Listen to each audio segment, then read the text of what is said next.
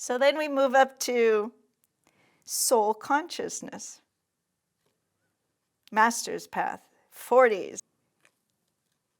And we can move up because we have been in gratitude, we have been in joy, we have done all those acts of creativity in the mental body. And the causal body is our soul consciousness, the cause of our soul. Why are we here as souls? And we suddenly become illuminated, according to Steiner. So we have to wait a very long time to reach illumination this way, because we didn't do our homework on Earth. So this is when we hook into the master's path. I came to Tama-Do at 41, right in time to start the trajectory working toward masterhood. And I went, oh wow, I'm home. I know this is exactly what I'm here for. And it's a time where we align with others, with masters.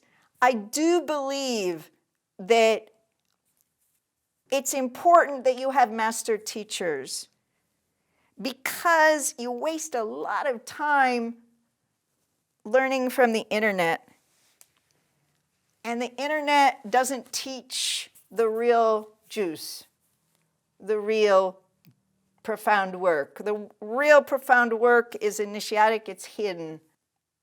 And the real work is to have a sacred circle of fellow travelers with a teacher, and the circle is our mirror.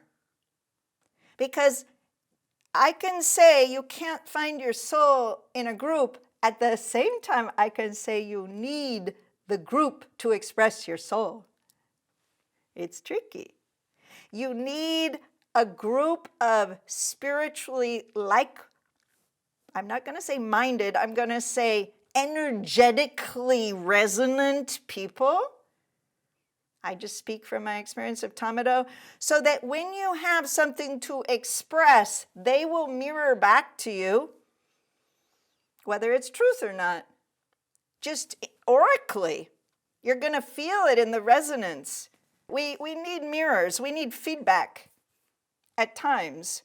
And so this is, at the master's path, we arrive at our dojo. Fabian arrived at his dojo with the Kodotama, with the Aikido, with the acupuncture, with the whatever, and I arrived in Tama-Do. And Tama-Do is still my dojo. It is my place of practice. And we practice in the sacred circle, and we learn to trust the sacred circle, which is a little miniature source. The source is a well, yeah?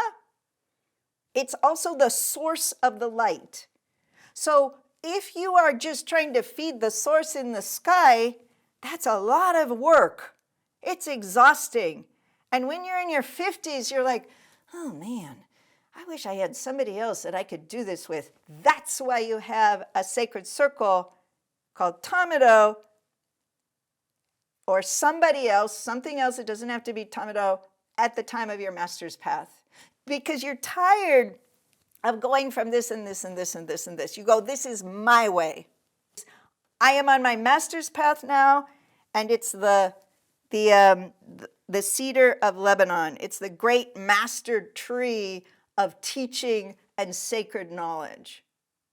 So you want to be in alignment with people that know more than you.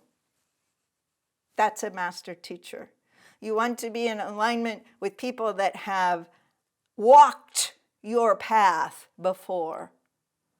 You want to be humble enough to know that there is a hierarchy of knowledge.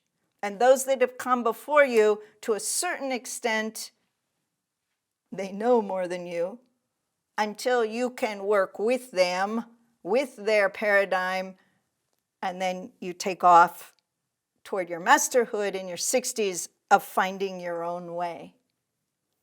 But there is, I think that we don't teach the master's path enough in society because everybody can do it all by themselves on the internet. And everybody is taught to serve themselves. There's a lot of selfishness in the world. AI feeds selfishness. It actually feeds selflessness, soullessness, because you're not human. So we're learning in the society not even to be human, let alone know how to communicate and be in group. So this is a group of spiritual consciousness. And what we are needing to accomplish at the causal level is recognition of soul, memories of soul.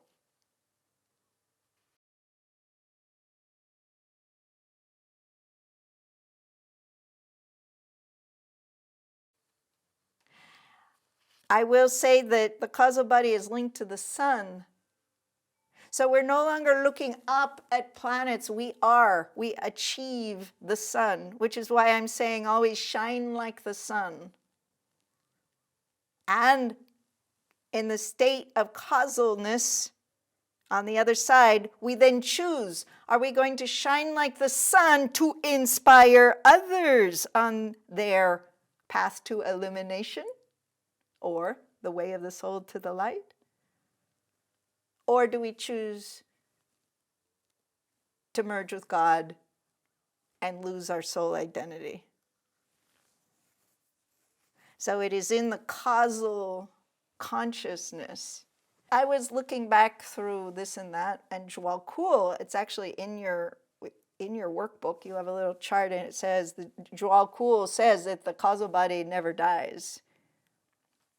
So that, because we often discuss, if you really merge with the light, what happens to your memories?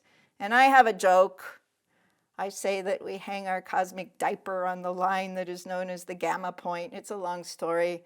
And then you go to the light, you merge with God, you're washed clean, you don't remember who you are, and then you jump back into your diaper.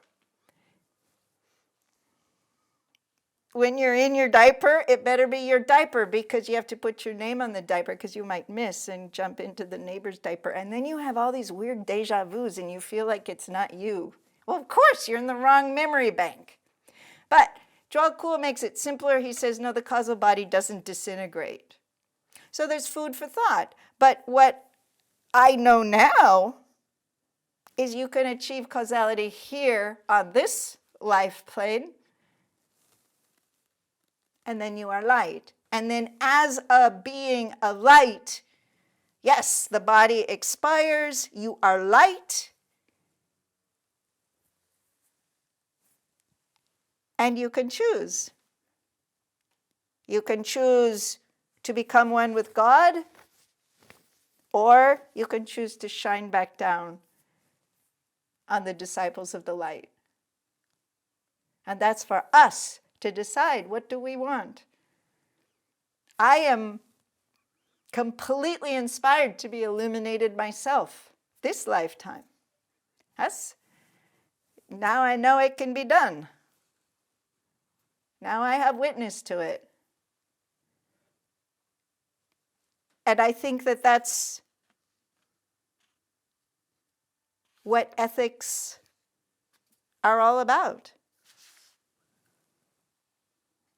is to achieve illumination.